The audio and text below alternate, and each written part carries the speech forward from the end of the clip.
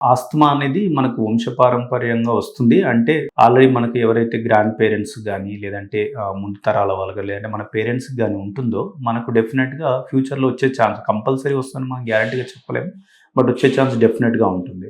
So, మనం already family history ఉన్నవాళ్ళు కొద్దిగా జాగ్రత్తలు తీసుకోవడం ద్వారా అంటే ఆస్తమా సింప్టమ్స్ మనకు బయటికి రాకుండా మనం వాటిని ప్రివెంట్ చేసుకోవచ్చు. అదే ఎవరైతే ఆల్రెడీ ఫ్యామిలీ హిస్టరీ ఉంటుందో, లేదంటే సింపుల్ అలర్జీ ఉంటుందో వాళ్ళు ఎప్పుడైతే ఈ ప్రాపర్ మాస్క్ వాడడం ద్వారా గానీ, లేదంటే వాళ్ళకి పడని వస్తువులు అవాయిడ్ చేయడం ద్వారా గానీ, లేదంటే ఈ ఇంట్లో క్లీనింగ్ గానీ, ఆ డస్ట్‌కి పోయినప్పుడు మాస్క్ పెట్టుకోవడం ద్వారా, ఈ కూల్ వెదర్ ఉన్నప్పుడు ఔట్ సైడ్ ఎళ్ళకుండా మనం వీలైనంత వరకు మాస్క్ పెట్టుకోవడం ద్వారా ఔట్ సైడ్‌కి కూల్ వాతావరణంలో ఔట్ సైడ్ వెళ్ళకుండా ప్రివెంట్ చేసుకోవడం ద్వారా గానీ, లేదంటే ఎయిర్ పొల్యూషన్ ఎక్స్‌పోజర్‌ని అవాయిడ్ చేయడం ద్వారా గానీ, ఇండోర్‌లో పొల్యూషన్‌ని అవాయిడ్ చేయడం ద్వారా గానీ, మనకి ఆస్తమా సింప్టమ్స్ బయటపడకుండా మనం ప్రివెంట్ చేసుకోవచ్చు. మీరు తీసుకునే అదే మందులు, అదే నాణ్యమైన మందులు మెడ్ ప్లస్ బ్రాండ్స్ పై సగం ధరకే.